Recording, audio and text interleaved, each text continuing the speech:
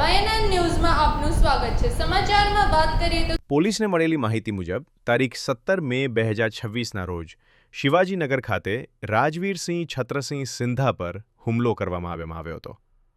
આ કેસમાં રાજેન્દ્રસિંહ ઉર્ફે લાલો મંગળસિંહ ગોહિલ અને હર્ષવર્ધન સુરેશ ગોહિલ સહિત અન્ય આરોપીઓ હજુ ફરાર છે। ઝડપાયેલો આરોપી રાજેશ ઉર્ફે આઠડો ભયલાલ પરમાર આણંદ જિલ્લાનો રહેવાસી છે। પોલીસ તપાસમાં ખુલ્યું છે કે આરોપી વિરુદ્ધ આણંદ રૂરલ પોલીસ સ્ટેશનમાં અગાઉ પણ અનેક ગુનાઓ નોંધાયેલા છે, જેમાં ગંભીર હુમલા, મારામારી અને અન્ય કેસોનો સમાવેશ થાય છે।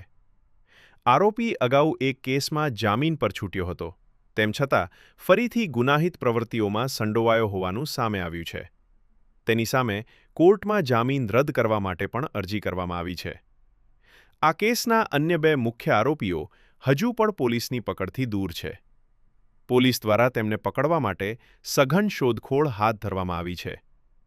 પોલીસે જણાવ્યું કે કાયદો અને વ્યવસ્થા જાળવવા માટે આવા ગંભીર ગુનાઓમાં સંડોવાયેલા તમામ આરોપીઓ સામે કડક કાર્યવાહી કરવામાં આવશે।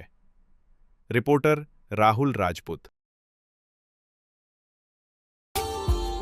Subscribe now and press the bell icon. Never miss an update.